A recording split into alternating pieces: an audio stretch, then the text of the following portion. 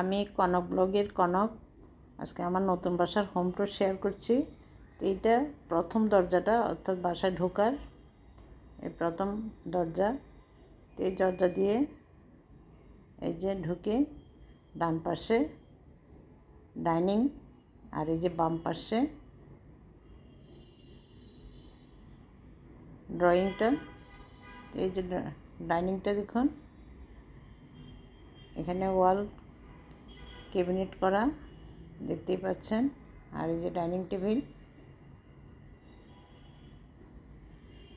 আশা করি আপনাদেরও ভালো লাগবে।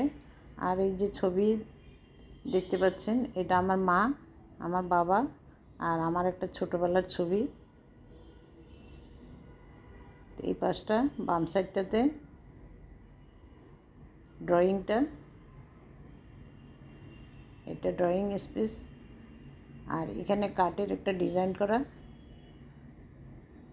অর্থাৎ ওয়ালে আর কি। আর এখানে ঝাড়বাতি উপরে, এই পাশটা দিয়েও এখানে কিছু শোতে রাখা আছে শোপিস, এই যে দেখতে পাচ্ছেন।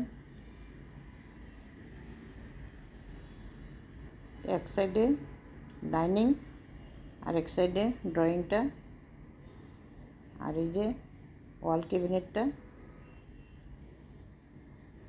আর মাইক্রোওভেনটাও রাখা আছে।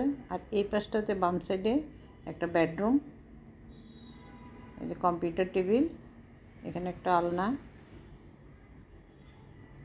একটা টেবিল ফ্যান। আর এই সাইডটাতে একটা ড্রেসিং টেবিল, এই সাইডে আরেকটা বেডরুম। এই যে এখানে একটা ড্রেসিং টেবিল, আর উপরটা পুরো ক্যাবিনেট করা। আর এখানে কাঠের এই যে আলমারিগুলো, এখানে 3টা আলমারি অ্যাটাচড। আর এটা বাথরুম, অ্যাটাচড বেড।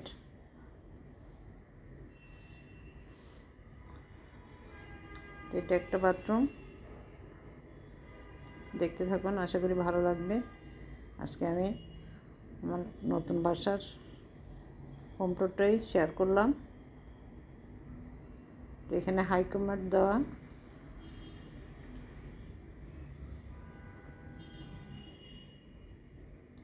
এখানে একটা মিরর, এটা অ্যাটাচড বাথ।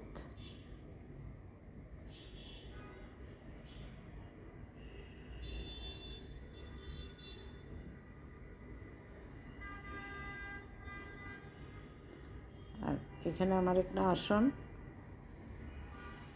দেখতে পাচ্ছেন। আর এটা ড্রেসিং টেবিল। পুরোপুরি গুছিয়ে উঠতে পারি নাই বাসায়, এখনও দেখুন সব কিছু এলোমেলো। আর এই পাশটাতে বাম সাইডে ফ্রিজটা রাখা হয়েছে। আর এটা আমার সেলাই মেশিন দেখতেই পাচ্ছেন। এখানে আমার আসন,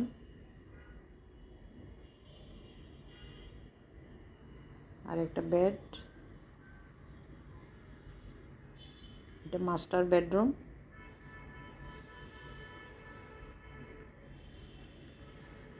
এখান থেকে বের হয়েই দেখুন, এই রুম থেকে বের হলে বাম পাশে ফ্রিজ রাখা আছে, অর্থাৎ ডাইনিংয়ের সামনাসামনি এই যে ফ্রিজটা, এই যে ফ্রিজ রাখা। আর এটার পাশেই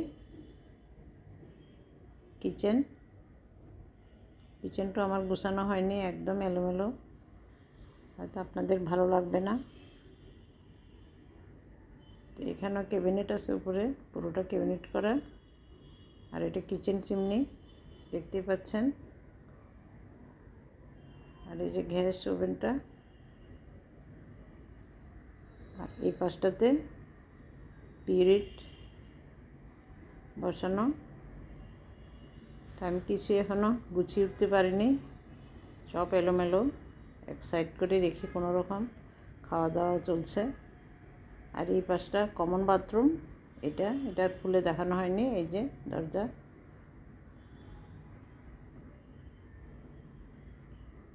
আর এটা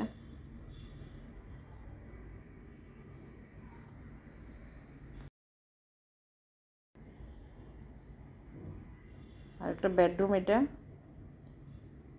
এটাও পুরোটা ক্যাবিনেট করা উপর থেকে, এই যে।